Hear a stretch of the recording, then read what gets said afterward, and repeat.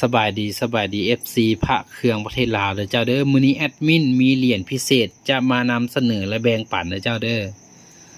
ก่อนอื่นเนาะแอดต้องบอกเลยว่าเหรียญนี้เป็นเหรียญที่สร้างพิเศษเนาะ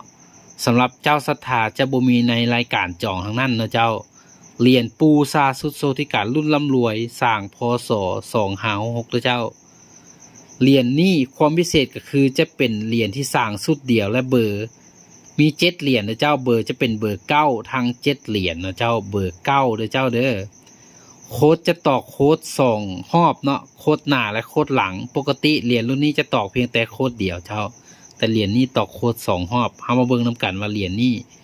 จะงดงามส่ำใดเจ้าโอ้โหนี่เลยเจ้านี่เห็นบ่เจ้าเหรียญเบอร์9เนาะฝั่งพลอยแดงโค้ดด้านหน้าเนาะเอามาลงกล้องนำกันเลยเจ้าเบิ่งดูเนาะว่าจะงามส่ำใดโหเหรียญปูใบหน้าคมกิ๊บเลยเจ้าทุกเหรียญคือกันเลยเจ้าเบิ่งเอาเนาะฝั่งพลอยแดงตอกโค้ดด้านหน้าเนาะโค้ดถงเงินถงคำด้านหน้าปูซาสุดโซธิการลูกศิษย์คนสุดท้ายของพระอาจารย์ซาคำแดงนะเจ้า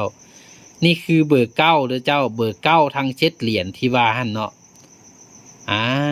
เลขมงคลอีกเจ้าด้านหลังโอ้โหถงเงินเนี่ยถงคำใหญ่ๆเลยเจ้ารุ่นร่ำรวยนี่เจ้าจะเห็นโค้ดอีกด้านหลังอีกเจ้าโค้ดถงเงินถงคำเนาะ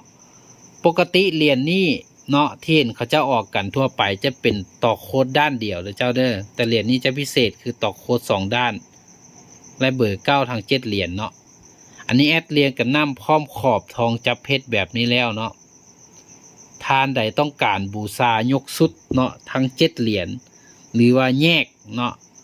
ถ้าแยกแอดจะมีราคาแบ่งพิเศษแล้วก็ยกสุดก็มีราคาพิเศษให้เนาะหมายความว่า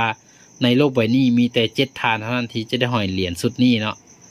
ท่านใดสนใจเหรียญรุ่นนี้ทักมาขอความเนาะทักมาขอความหรือว่าทักมาเบอร์แวบที่ขึ้นตามเพจเลยเจ้าเด้อขอบใจทุกท่านหลายๆเจ้าแล้วพบกันใหม่เจ้า